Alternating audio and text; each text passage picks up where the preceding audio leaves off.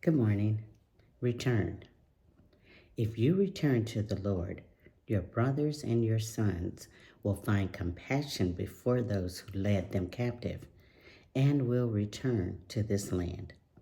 For the Lord your God is gracious and compassionate, and he will not turn his face away from you if you return to him. Taken from 2 Chronicles chapter 30, verse 9. Now, this scripture refers to the time when the Israelites returned to God. Their brothers and their children found compassion from their captors, and they were returned to their land. This verse emphasizes God's gracious and merciful nature, assuring that he will not turn his face away from anyone if they turn back to him. It serves as a powerful reminder of God's promise of compassion and restoration, encouraging believers to seek him earnestly and experience his mercy. When we have sin in our life, it can be tempting to run from God and hide. We don't want him to see our weaknesses, and we fear his judgment, more importantly. Our sin creates a barrier in our hearts between ourselves and God, and it blinds us to his mercy and his grace. Covered in shame, we are out in the confidence of a childlike, like we have a childlike mindset at that time because we feel so full of sin. But the Lord beckons us to return to him, promising compassion, grace, and restored favor. Return. Isn't that good to know? Because we are imperfect and we have a sinful nature for sure. To know that, despite that, we can always return to God.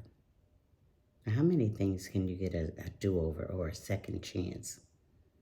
How many things you get a second chance at? Not many. But here's something so horrific. If we do something against God, that is horrific. But we don't have to be covered in shame because he offers us a second chance. It says, return to him and he will return to you. That's extremely comforting to know, especially in our times today. We're gonna definitely sin, but to know that we don't have to just keep on with that, just keep going because we already sinned. No, we can turn away from that and turn to God, and he will forgive us. Just like the Israelites, they had been held captive, and they were allowed to return back to God in his gracious compassion. He said, don't turn your face away from me, and I won't turn mine from yours. That's something good to remember even when we're thinking of maybe doing something not so great. God is here. He's here. He's a very compassionate God, and he will gladly open his arms back to us. Sometimes it's tempting to do bad. It just seems so right, so good. He knows we're weak. A lot of times we try to hide from him or, stop going to whatever. If you go to church, you stop going to church. You stop hanging around like believers because you've been doing something that, maybe like having a double life or something. You're doing something on this side and then trying to be on this side. God sees it all, so we could stop with all that because he sees it all. And in a sense, though, we feel covered in shame, and that's what it is. And those things are there for a reason. God gave us those feelings so that we wouldn't just go headfirst into doing wrong. We'd pause and we think and like, whew, I almost went out there. Just something to give you to think about before you run off and do certain things. Anyway, something to think about. Return to God. He's there. He's there for you. He has not turned his face away from you. How are y'all this morning?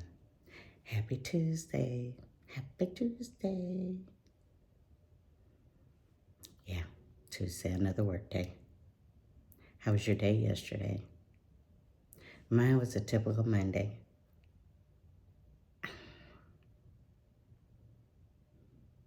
Full of meetings. When I be typing, like when I'm listening to other creators speak, and I say, in a meeting but listening. It's all I do. I'm always in a meeting, and I am not lying. I'm like, oh my God. A lot of times I'll have the meeting in this ear and my earbud in this ear, and I'm listening for real. I'm not gifted enough to be chatting it up with everybody, but I am listening. It's too many meetings. That's what I'm saying. It's too many meetings. Stop it. So that's what I did. Had meetings all day yesterday.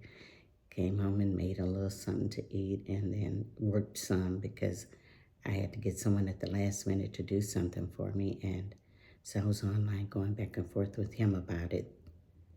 I'm just, by the time I get in bed, I'm exhausted. Just wore out. I don't know how y'all do it. Oh, I know. Y'all are young. That's how. That's how. Because I did a lot more when I was younger. Now it's just like, oh, Lord, why? Anyway, just wanted to stop by and say hi. Marley is scratching at my door, and he knows I hate that because he's a big dog. And when he scratches, dude, if you mark up this door. But that's what he's doing because he just had to go outside before I spoke with y'all. So now he's stuck out there. Whatever it is you do today, find joy in it, find peace in it, find love in it. Find a reason to just be a little bit different. Have people wondering, was that Deborah? Oh. It's not that hard.